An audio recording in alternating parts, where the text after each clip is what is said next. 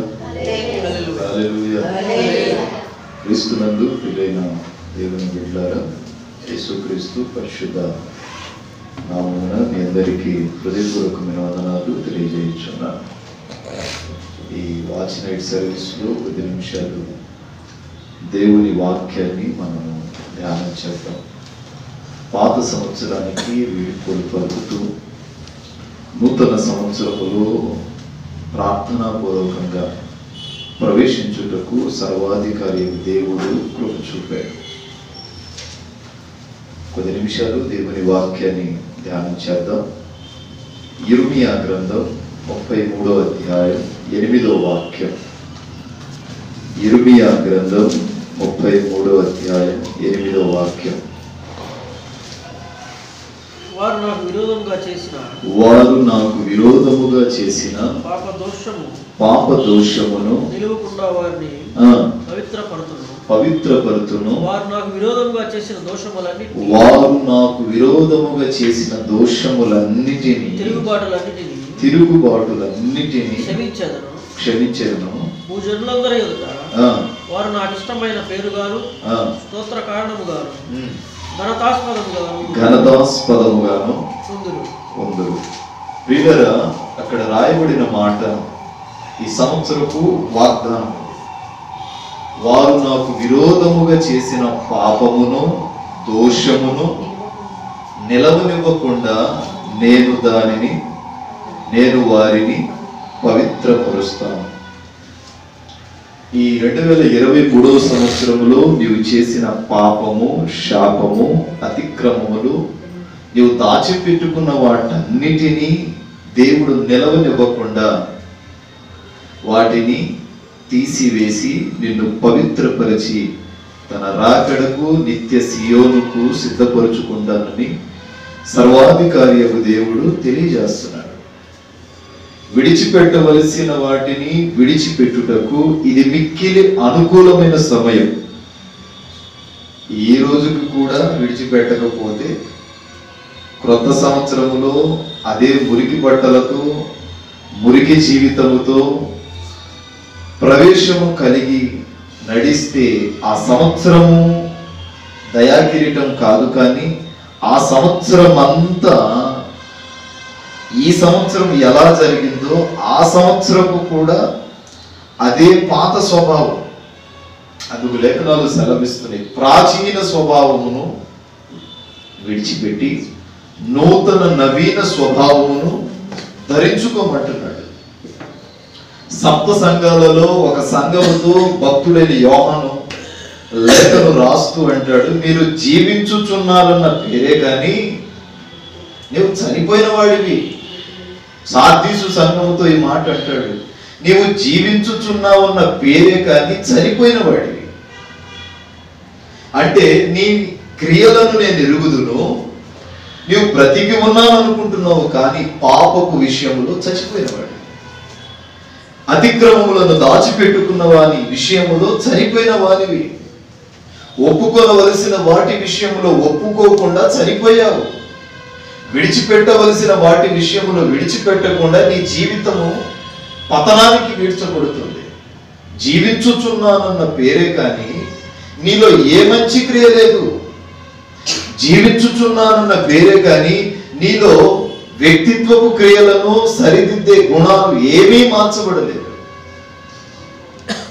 సరే, యెషయా గ్రంథం 4వ అధ్యాయం 2వ వాక్యాన్ని చదివితే ఈ వాగ్దానానికి అనుకూలంగా దేవుడు మనతో కొన్ని విషయాలు మాట్లాడుతున్నాడు.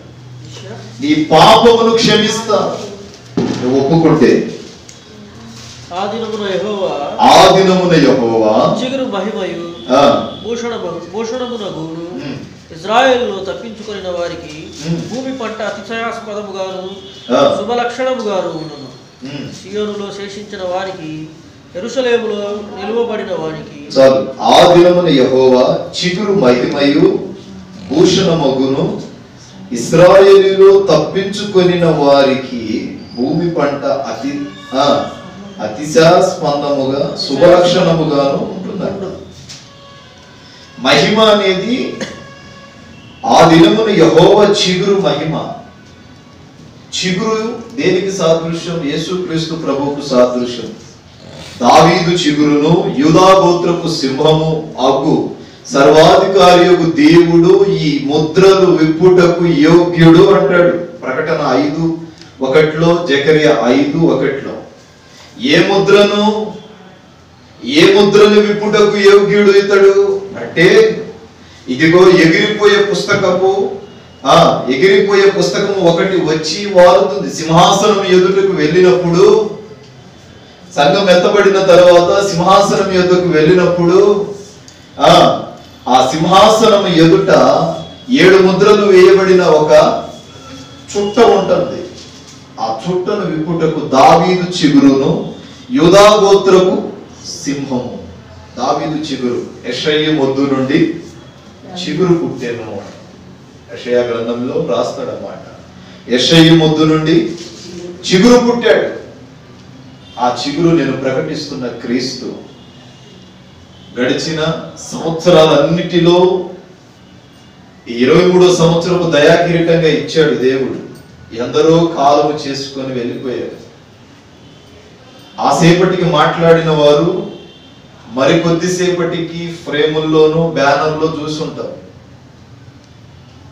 ఆ సేపటికి మాట్లాడిన వారు, లోకాన్ని విడిచి వెళ్ళిన వారు భక్తులు లేకపోలేదు. బడా జ్ఞానులు ఈ లోకాన్ని విడిచి వెళ్ళారు. కానీ ఈ 31వ దినము చివరి వరకు, సంవత్సరపు చివరి నిమిషము వరకు దేవుడు నీకు ఆయుష్నిచ్చాడంటే ఇది నీ గొప్ప కాదు, నీ అతిశయ జ్ఞానము కాదు, కానీ మరో కృతజ్ఞత సమయాన్ని, కృతజ్ఞత దినమును దేవుడు నీకు వ్యక్తపరిచాడు. పిల్లరా, వాక్యము సెలవిస్తుంది, ఈ సమయానికి బయట అందరూ ఏం చేస్తారు? కాలక్షేపాలు ఎక్కువ, వ్యర్థమైన సమయం. కానీ మీరు ధన్యులు అని ప్రభు సేవకుడిగా యోచిస్తున్నారు. ఎందుకంటే ఈ సంవత్సరమునకు వేడుకలు పలుకుటకు దేవుని సన్నిధిలో కూర్చొని రానున్న నూతన జీవితాన్ని, నూతన సంవత్సరంలో ప్రవేశించుటకు శుభవర్తమానం, ఒక శుభ జీవితాన్ని అనుభవించుటకు మరలా దేవుని సన్నిధిలో నాకు ఒక కృతజ్ఞతా సంవత్సరాన్ని దయచేయమని వేడుకోవడానికి ప్రభు పాద సన్నిధికి వచ్చాం. యెషయా గ్రంథం 56వ అధ్యాయం 7వ వాక్యములో ఒక మాట ఉంటుంది. యెషయా ప్రవచన గ్రంథం 56:7.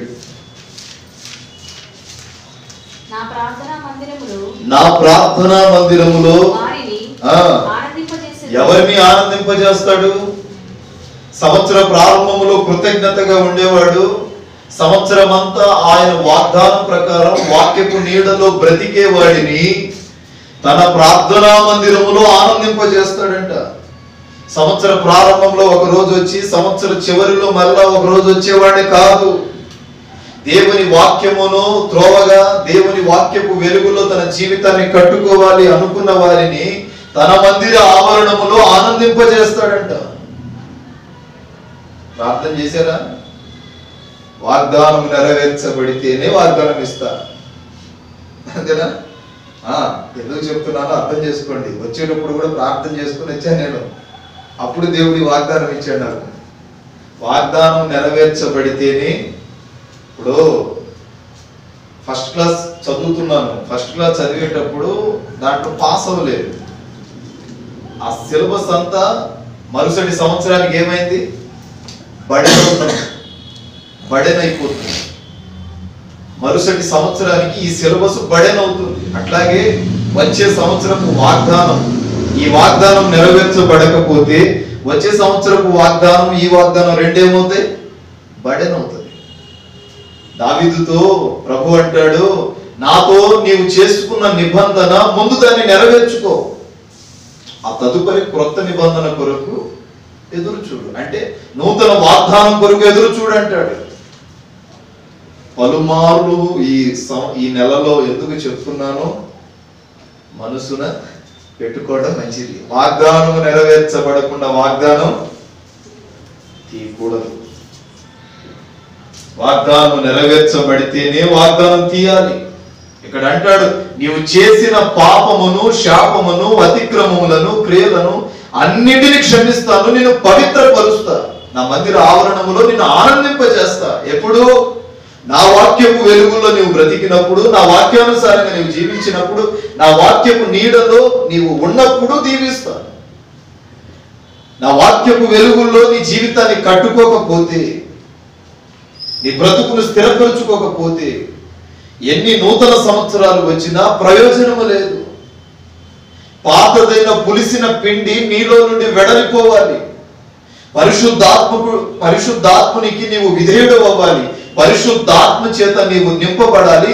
పరిశుద్ధాత్ముని సమక్షంలో నీ జీవితం అంటుకట్టబడాలి. వాక్యం సెలవిస్తుంది, నా మందిర ఆవరణంలో నేను వారిని ఆనందింప చేస్తాను.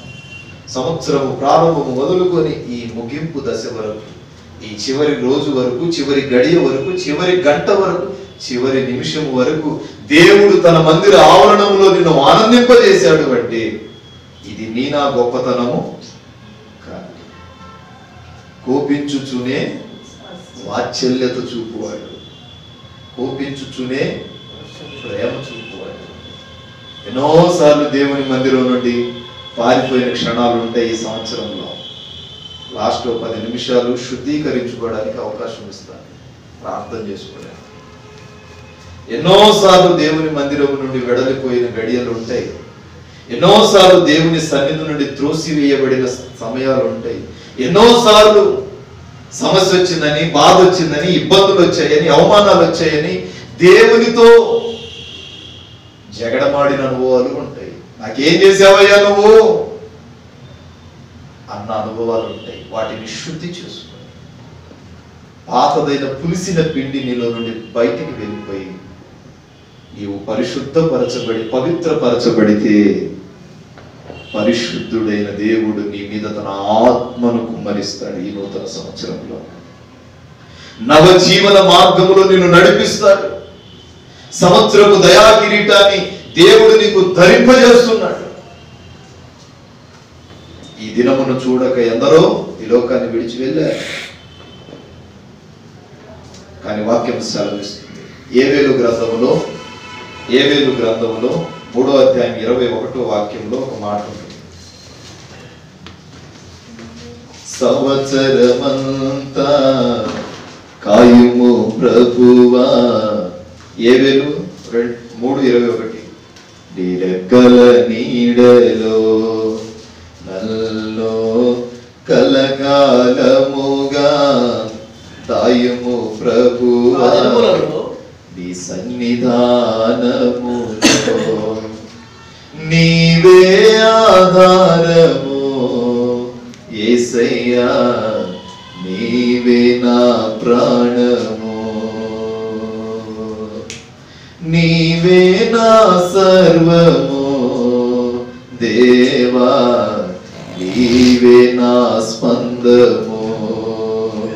సంవత్సరమంతా కాయుము ప్రభువా నిరకల నీడలో. 3:21 ఏవేలు గ్రంథం. అయితే యూదా దేశములో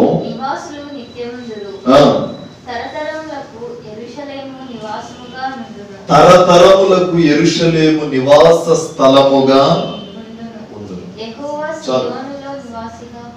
తరతరములకు ఏది నివాస స్థలము? యెరూషలేము మహాపట్టణం, పరిశుద్ధ పట్టణం, మహారాజు పట్టణం. దేవుడు చెప్తాడు, ఒట్టు పెట్టుకొని ఉన్నా నేను. యెషయా గ్రంథములో ఒట్టు పెట్టుకొని ఉన్నాను. కొన్నిసార్లు ఒట్లు వేస్తాం మనం. ఆకాశము తోడు అట్లవే మాకు, అది నా సింహాసనం. భూమి తోడు, అది నా పాదపీఠం. మాకు నీ ఒట్లు చల్లవు, నీ ఒట్లు మీద నిలబడవని నాకు తెలిసే ఒట్టు పెట్టుకొని ఉన్నాను. ఈ సంవత్సరపు ప్రారంభము మొదలుకొని నీ జీవితంలో నేను ఒక ఘనకార్యములను చేయబోతున్నాను.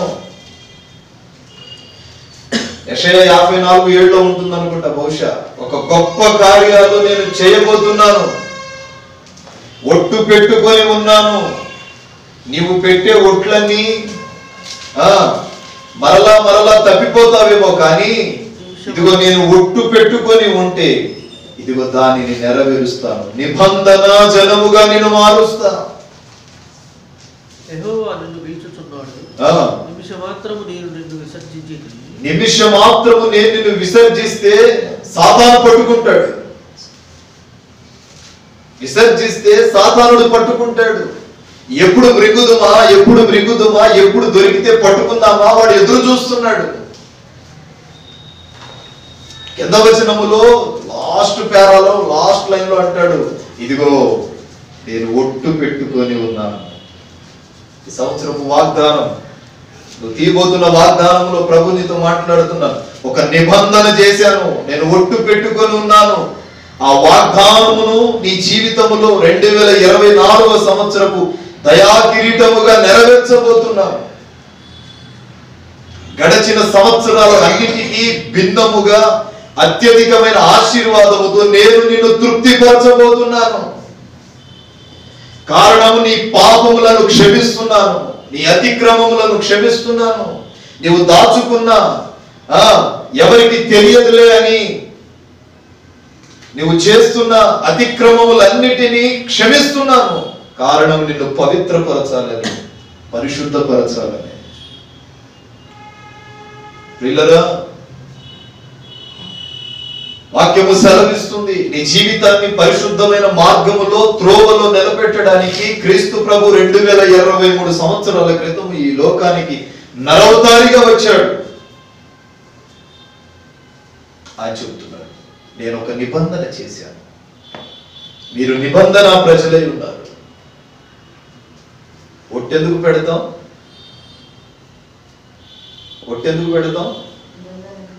అనుకున్న మాటకు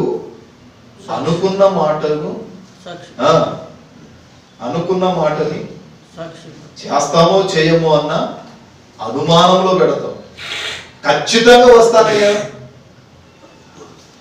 బైబిల్లో ఉంది. దానికి వచ్చేటప్పుడు చదివాను, మనకంటే చిన్నోళ్ళ మీద ఒట్లేస్తేనంట అవి చల్లమంట, మనకంటే పెద్దోళ్ళ మీద ఒట్లేస్తే చెల్లుతాయంట. అందుకే ప్రభు అన్నాడు, నాకు పైన ఎవరు లేరు, నా తర్వాత ఎవరు లేరు, కనుక నా మీద ఒట్టు పెట్టుకొని ఉన్నాను, ఖచ్చితంగా నీ జీవితంలో నేను కార్యం చేయబోతున్నాను అంటాడు యెషయా గ్రంథంలో. ఈ నూతన సంవత్సరములో దేవుడు నవజీవన మార్గాలలో నిన్ను నడిపించుటకు సిద్ధపడుతున్నాడు, తన సన్నిధిలో నిన్ను ఆనందింప చేయాలని.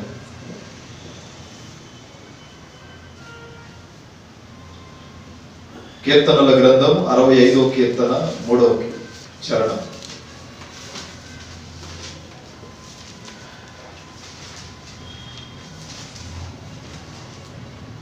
నా మీద మోపబడిన దోషములు నా అతిక్రమముల నిమిత్తము ఎవరు చేశారండి? దావీదు అంటాడు, నా మీద మోపబడిన దోషములన్నీ భరింపజాలనివి, నా అతిక్రమముల నిమిత్తము నీవే ప్రాయశ్చిత్త బలయ్యావు.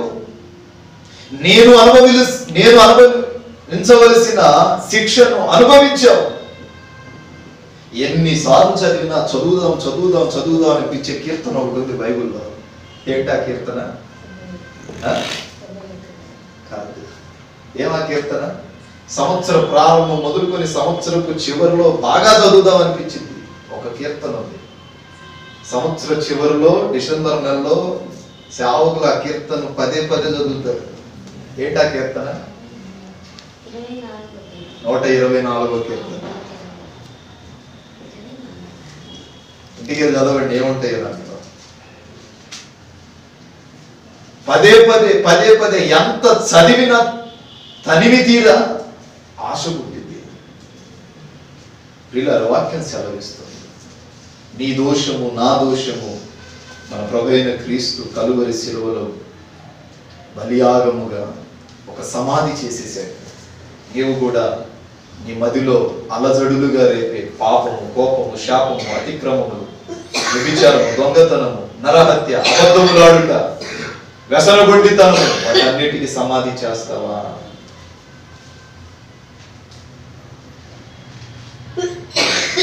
ఈ ప్రజల దోషమును పరిహరించి ఉన్నానంటాడు. కోరాహు కీర్తనలో వారి పాపం అంతయు కప్పివేసి ఉన్నానంటాడు.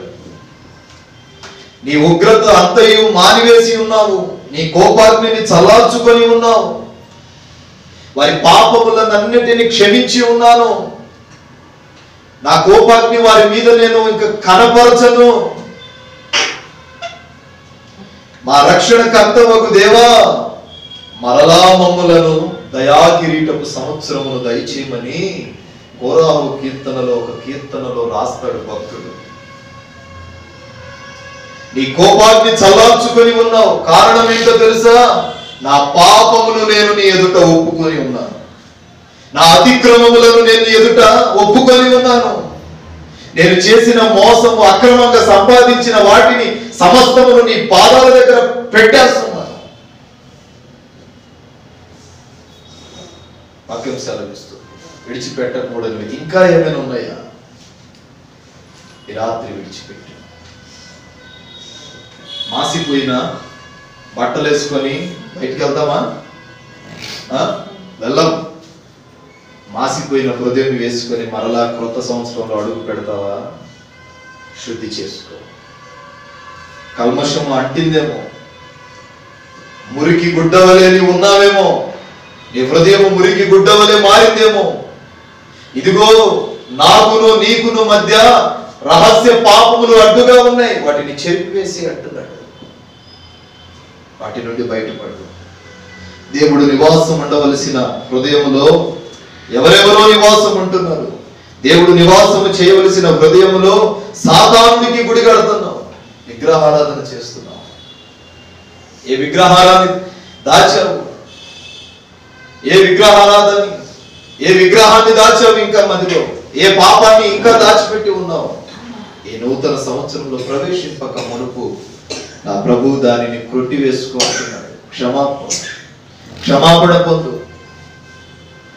క్షమాపణ పొందుటకు ఇవ్వబడిన ఒక విలువైన సమయం.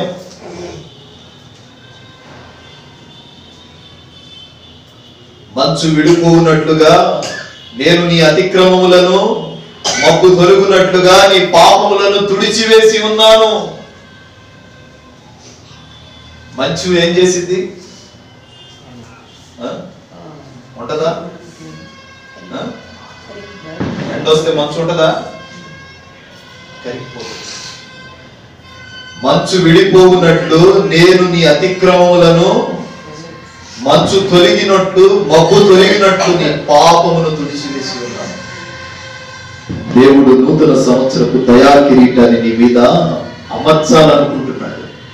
నూతన సంవత్సరపు దయా కిరీటం నీవు పొందాలంటే నేను నిన్ను విమోచించి ఉన్నాను, నా ఎద్దుకు రా, నీ అతిక్రమములను ఒప్పుకో. నాకు విరోధముగా నువ్వేం చేసినా ప్రయోజనము లేదు. నాకు విరోధముగా ఈ నల్లని వెంట్రుకను తెలుపు చేయలేవు, తెల్లని వెంట్రుకను నలుపు చేయలేవు. నాకు విరోధముగా నువ్వు చేసిన పాపములన్నిటినీ క్షమిస్తాను. నా ఎద్దకు వచ్చి కన్నీరు కారుస్తావా? అంగలారుస్తావా? పాతదైన పులిసిని పిండి పోవాలి. పాత స్వభావమును విడిచిపెట్టి, ఇంకా ప్రాచీన స్వభావమును విడిచిపెట్టు, నూతన నవీన స్వభావములో అడుగుపెట్టు, శుద్ధీకరించుకో. ఇర్మియా గ్రంథం 50వ అధ్యాయం 20వ వాక్యం.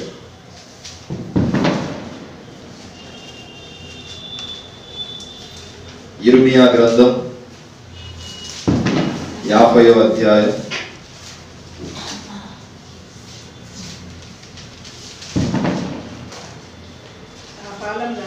ఆ కాలమున ఇశ్రాయేలీయుల దోషము కనబడలేదంట. యూదా పాపములు వెతికినను అవి దొరకవు. కారణం ఏంటి? ఆగండి. కారణం ఏంటి? మూల వాక్యంలో చదివారు కదా, మీ పాపములను, శాపములను, అతిక్రమములు, నాకు విరోధముగా నీవు చేసిన ప్రతిదాన్ని త్రొట్టివేసి నేనేం చేశా? పవిత్రపరుస్తున్నా. నిన్ను ఏం చేశాను? ఇక కనబడవయి. ఒకరోజు ఒక రాజంట పందిని తీసుకుని వచ్చి శుభ్రంగా స్నానం చేయించి సింహాసనం మీద కూర్చోబెట్టాడంట. కూర్చోబెట్టేసి ఇంట్లో పోయి వద్దామని ఇంట్లో పోయి వచ్చేసరికి సింహాసనం మీద ఏం లేదు, పంది లేదు. ఏడా ఏడా అని చూస్తే ఎక్కడుంది అది? బురదలో. అంటే అంటే దాన్ని శుభ్రపరిచి బంగారం అమర్చి సింహాసనం మీద కూర్చున్న దాని బుద్ధి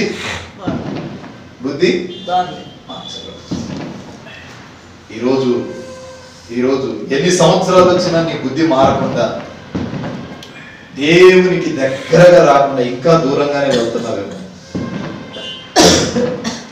ఒకానొక దినము ఈ లోకాన్ని విడిచి వెళ్తావు. అప్పుడు నీకు ఎవరు చెబుతారు సువార్త? నీవు చేసిన అతిక్రమములన్నిటినీ నేను మరిచిపోతున్నాను, నువ్వు చేసిన పాపములన్నిటినీ నేను మరిచిపోతున్నాను.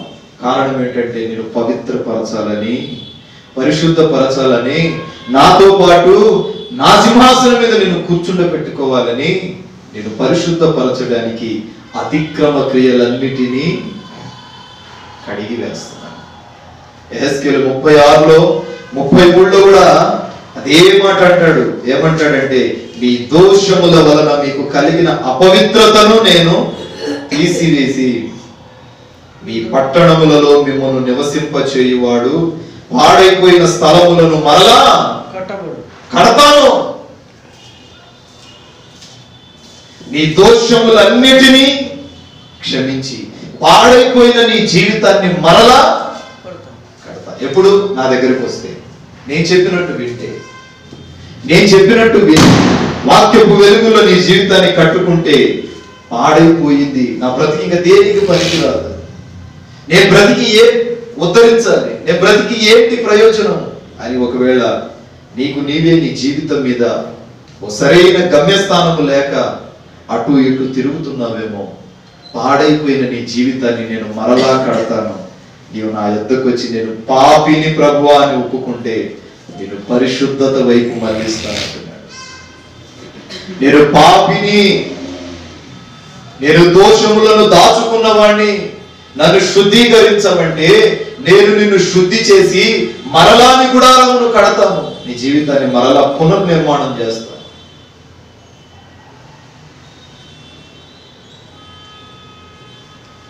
ఈ పట్టణములో మిమ్మలను నివసింపచేయువాడు పాడైపోయిన స్థలములన్నింటినీ, పాడైపోయిందా నీ హృదయం? పాడైపోయిందా? దాన్ని పవిత్రపరుస్తానంటున్నాడు, పరిశుద్ధపరుస్తానంటాడు. ఇది మిక్కిలి అనుకూలమైన సమయం. ఈ రోజు నీవు ఒప్పుకోకపోతే మరలా ఈ దినము రాదు, ఈ సంవత్సరము రాదు, ఈ నెల రాదు, ఈ వారం రాదు, ఈ సమయము రాదు. గడిచిపోయిన సమయము తిరిగి రాదండి. గడిచిపోయిన సమయము తిరిగి మరలా వెనక్కి రాదు. ఇది మిక్కిలి అనుకూలమైన సమయం. నిన్నటి రేపు చూడం, రేపటి ఈరోజు చూడం. కారణం ఏంటంటే కాలములు సమయములు ఎవరి వశములో ఉన్నాయి? నీ వశంలోనా? యేసయ్య అంటాడు కాలములు సమయములు తండ్రి వశంలో ఉన్నాయి అంటాడు. మరలా ఆయన సువార్త ప్రకటిస్తున్న దినాలలో అంటాడు కాలములు సమయములు నా వశములో ఉన్నాయి. విత్తనము విత్తబడాలన్నా, మొక్క మొలకెత్తాలన్నా, నీ పాపము క్షమింపబడాలన్నా, నీవు పరిశుద్ధపరచబడాలన్నా నా దగ్గరకు వస్తే తప్ప నీ పాపమునకు ఈ భూలోకములో ఎక్కడా క్షమాపణ దొరకదు. మనుషుల పాపములకు క్షమాపణ దొరకాలి అంటే అది క్రీస్తు ప్రభుల వారి పాదముల దగ్గరే దొరుకుతుంది. వ్యభిచారం చేస్తున్న స్త్రీ పరిగెత్తుకుంటూ పరిగెత్తుకుంటూ పరిగెత్తుకుంటూ వచ్చి ప్రభు కాళ్ళలో పడ్డది. వాళ్ళు వచ్చి అంటారు బోధకుడా ఈమె పాపము చేస్తూ ఉండగా దొరికింది. మంచిది, ఏంటి పాపము చేస్తూ ఉండగా దొరికింది, బాగానే ఉంది. అయితే మోషే ధర్మశాస్త్రం ప్రకారం పాపము చేసిన ఈమెను రాళ్లతో కొట్టి చంపమని ఉంది. మరి నీవేమంటావు? నీవేమంటావు అని ప్రభువును సందేహంలో పెట్టేస్తే అనుకున్నాడు అప్పుడు ఆయన ఇటు రాళ్లతో కొట్టమాకు అంటే మోసే ధర్మశాస్త్రం ఏమైంది? తప్పది, రద్దుపరుస్తున్నట్లయితే. రాళ్లతో కొట్టండి అంటే ఇన్నాళ్ళు ఈయన బోధ చేసిన ఈ బోధ అంతా తప్పవుతుందని ఏం చేశాడు? మీలో మీలో ఏ తప్పు చేయని వాడు మొదటి రాయి విసరండి అని చెప్పి ఆయన నేలకు ఒరిగి ఏదో రాసుకుంటూ ఉండగా మరలా తలవెత్తి చూడగా ఎవరునో ఆమెతో అంటాడు, అమ్మా ఎవరు నిన్ను శిక్షించలేదా? లేదయ్యా. అయితే నేను కూడా శిక్షించను, నాకు శిక్షించే అధికారం ఉంది. పాపమును క్షమించాలంటే పాపము చేయని వాడు రావాలి, పాపాన్ని అంటని వాడు రావాలి, పాపాన్ని రుచి చూడని వాడు రావాలి, పాపాన్ని తాకని వాడు రావాలి, పాపము వెళ్ళని వాడు రావాలి. నాకు అధికారం ఉంది. నేను క్షమించాలంటే శిక్షించాలంటే నాకు అధికారం ఉంది. సహజంగా మనుషుల యొక్క స్వభావం ఏంటో తెలుసా? పాపం చేసినన్ని దినాలు దొరకలేదనుకో దొర. ఏంటి? దొర. దొరికిన తర్వాత దొంగ. ఏమి పోతూ ఏమన్నదో తెలుసా? దొరక్క ఈరోజు దొరికానా? ఏంటి? దొరక్క పోతూ నిన్ను క్షమించాను, నిన్ను శిక్షించాలంటే నాకు అధికారం ఉంది అని ప్రభు అంటే, అంత దూరం పోయిన తర్వాత అంటది దొరక్క నేను ఈరోజే అంటే ఆమె ఉద్దేశం ఏంటి? ఇంకా పాపం చేయాలని. ఈనాడు మనిషి ఆలోచన అదే. ఆ సేపటికి పట్టబడినంత సేపు ఈరోజు దొరకకపోతే బాగుండు, దొరికాను కదా ఇక నుండి నా హృదయాన్ని సరి చేసుకుందాం అనుకుంటున్నాడు. దొరికిపోయిన తర్వాత, దేవుడు క్షమించిన తర్వాత మరలా అదే పాపంలో పడిపోతున్నాడు. పాము దగ్గరికి వెళ్ళి కాటేస్తావా లేదా అంటే అది ఏం చేసిద్ది అక్క? కాటేయకుండా ఉంటుందా? పడగ విప్పి కాటేసింది. పాపం దగ్గరికి వెళ్ళి నాలోకి వస్తావా రావా అంటే రాకుండా ఉంటాడా వాడు? అట్టి స్వభావాలను కలిగజేసి నీ జీవితాన్ని పవిత్రతను పాడు చేస్తాడు. సాతాను గడికి ఒక మంచి ఆలోచన. వాడు పిలోని పేరంటానికి వచ్చేవాడు. అందుకు యోబు అంటాడు, వీధిలో ఉండవలసిన పరదేశిని ఇంట్లో తెచ్చిపెట్టుకున్నాను. వీధిలో ఉండవలసిన వాడిని స్వదేశీగా మార్చుకుంటున్నాను. వాడు ఎంతసేపటికి అంటాడు, హవ్వ దగ్గరికి వెళ్ళి మాట్లాడినట్టే, ఇప్పుడు నువ్వు తాకలేదు కదా, ఈ కొద్దది కూడా, ఈ కొంచెం కూడా, ఈ చిన్నది కూడా పాపమేనా? సమర్థిస్తాడు. ప్రభు ఏం చేస్తాడు? శిక్షించడు. క్షమిస్తే సాతానుగాడు ఏం చేస్తాడు? సమర్థిస్తాడు.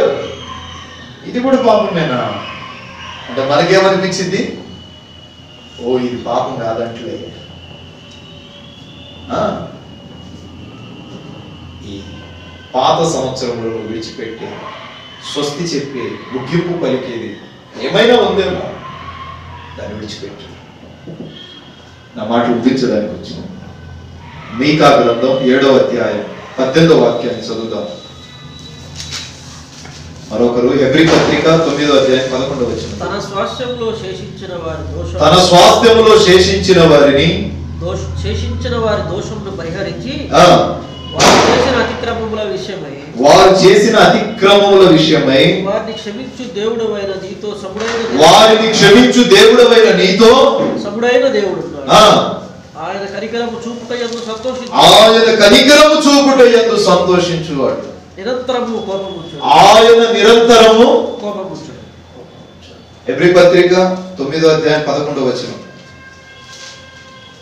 త్వరగా రావటమే లేటుకి వచ్చాము.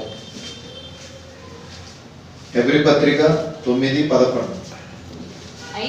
అయితే క్రీస్తు రాబోచున్న మేలుల విషయమై ప్రధాన యాజకుడుగా వచ్చి తానే నిత్యమైన విమోచన సంపాదించి నిత్యమైన విమోచన ఇస్తాడంట. నిత్యమైన విమోచనగా సంపాదించి హస్తకృతము కానిది అనగా ఈ సృష్టి సంబంధము కానిదియు మరి ఘనమైనదియు పరిపూర్ణమైనదైన గుడారము ద్వారా అంటాడు, నేను నిన్ను క్షమిస్తాను.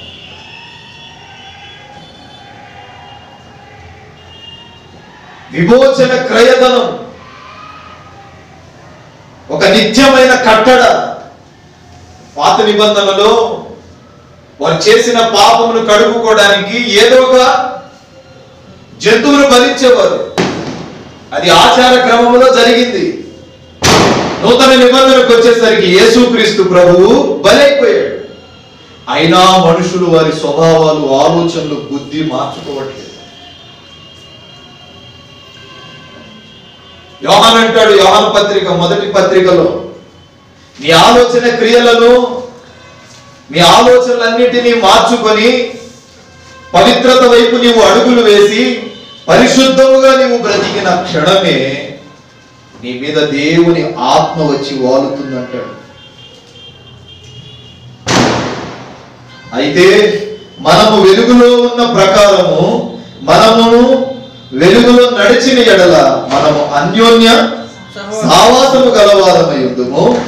అప్పుడు ఆయన కుమారుడైన యేసుక్రీస్తు ప్రతి పాపము నుండి మనలను ఏం చేస్తాడంటే పవిత్రులుగా చేస్తాడు. ఆయన రక్తము ప్రతి పాపము నుండి మనలను పవిత్రపరుస్తుంది. ఏ పాపమైనా సరే, అది ఎంత ఘోర పాపమైనా సరే, నేను పవిత్రత వైపు నడిపిస్తుంది. నీ దోషములన్నిటినీ క్షమించాడైనా, నీ పాపమును క్షమించి నేను పరిశుద్ధపరిచే దేవుడు, నేను ప్రకటిస్తున్న క్రీస్తు. పరిశుద్ధత వైపు నీ జీవితాన్ని మళ్లించేవాడు, పవిత్రత వైపు నీ బ్రతుకును మళ్లించేవాడు, పవిత్రత వైపు నీ జీవితాన్ని పరిశుద్ధపరిచే దేవుడు, నమ్మకమైన సాక్షియు, మృతులలో నుండి ఆది సంభూతుడిగా లేచిన వాడుగా భూరాజుల అధిపతి అయిన యేసుక్రీస్తు నుండి కృపా సమాధానము ప్రతినిత్యము మనకు తోడై ఉంటుందంట. పిల్లరా, చదువుకుంటూ పోతే చాలా రిఫరెన్స్లు ఉంటాయి. కానీ మూలవాక్యాన్ని ఒకసారి నువ్వు జ్ఞాపకం చేసుకో. వారు నాకు విరోధముగా చేసిన పాపమును, శాపమును, అతిక్రమములను, దోషమును నిలవనివ్వకుండా నేను వారిని పవిత్రపరుస్తున్నాను, పరిశుద్ధపరుస్తున్నాను, పవిత్రత వైపు నేను వారిని నడిపిస్తున్నాను అంటున్నాడు. కనుక ఈ పాత సంవత్సరములో రోత జీవితానికి స్వస్తి పలికి నూతన నవీన స్వభావమును ధరించుకొని పరిశుద్ధత వైపు నడిచి పరమకాలాలకు సిద్ధపడే ఆ సంఘ స్థాపకనలో మనము ఆయనతో పాటు నిలబడులాగున తీర్మానాలు చేసుకుందాం. దేవుని సముఖములో నీ జీవితం కట్టబడి ఆయన సముఖములో నీ బ్రతుకు మార్చబడినప్పుడు ఆయన అంటాడు, ఈ దినమున నీ పాపమును, అపవిత్రతను పరిహరించుటకై దావీదు సంతతి కొరకును యెరూషలేము నివాసుల కొరకును ఊట ఒకటి తీయబడుతుంది. ఏ దినము? ఈ దినమున నీ పాపమును, నీ అపవిత్రతను నేను పరిహరిస్తున్నాను. కనుక వారు నాకు విరోధముగా చేసిన పాపములన్నిటినీ క్షమించానన్నాడు. క్షమించి పవిత్రపరిచి పరిశుద్ధపరిచిన దేవుడు మరలా చెప్తున్నాడు, పవిత్రపరచబడిన తరువాత మరలా వెళ్ళి బూడిదను, మరలా వెళ్ళి బురదను రాసుకొని వస్తే ప్రయోజనం ఉండదు. ఈ సంవత్సరంలో చేసిన అతిక్రమములు ఇంతటితో కొట్టివేయబడ్డాయని దేవుడు వాగ్దానం ఇచ్చాడు. ఇక నుంచి నూతన సంవత్సరములో నూతన స్వభావముతో, నవీన స్వభావముతో, నవజీవన మార్గాలలో నా ప్రభు మిమ్మల్ని నడిపించునుగాక. మోకరించండి, ప్రార్థన చేద్దాం.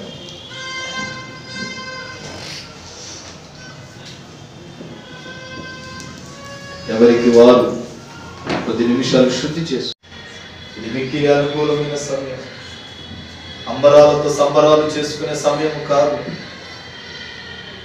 నాకు ఒక దయా కిరీటాన్ని ఇచ్చావు ప్రభువా అని గంతులు వేసే సమయం కాదు. పాత సంవత్సరంలో పాత జీవితానికి ముగింపు పలుకుతున్నా, ఒక స్వస్తి పలుకుతున్నాను. అయ్యా, నాకు దయా కిరీటాన్ని ఇవ్వండి, నాకు మంచి వాగ్దానం, నేను సంవత్సరం అంతా ఆ వాగ్దానమును ఎత్తి పట్టుకొని ప్రార్థన చేయలాగున అయ్యా ఒక మంచి వాగ్దానాన్ని సిద్ధపరచండి. వాగ్దానం ద్వారా నాతో మాట్లాడండి. వాగ్దానం నా జీవితానికి ఒక రూపకరమైన, ఒక విలువైన భవిష్యత్తు ప్రణాళికను తేటపరిచేదై నాకు మంచి వాగ్దానము నిబంధన చేయి, నాతో నిబంధన చేయి ప్రభు అని ప్రభుని అడుగు.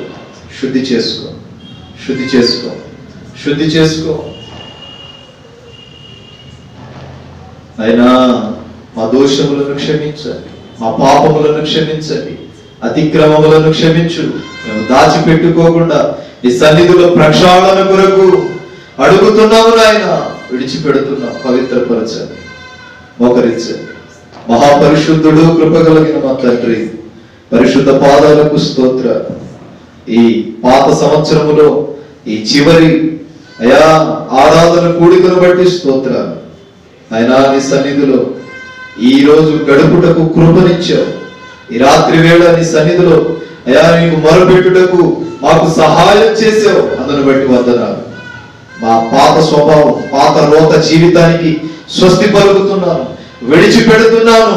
నన్ను నూతన పరచండి, మమ్మల్ని నూతన పరచండి. అయ్యా, నీ వాక్యపు వెలుగులో ఒక నూతన సంవత్సరపు దయా కిరీటాన్ని దయచేయమని ప్రార్థిస్తున్నాను. కృప దయచేయండి. ఒక్కొక్కరి మీద నీ అభిషేకాన్ని కుమ్మరించండి. ఎత్తబడిన వాక్యము మా జీవితాల్లో ఫలింపచేసి దీవించమని, ప్రతినిత్యము నేను జ్ఞాపకం చేసుకొని నడిచే కృప నూతన సంవత్సరములో మాకు మీరు దయచేయండి.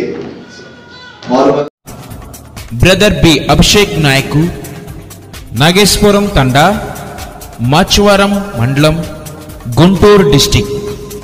మా ఫోన్ నెంబర్ 7659018230.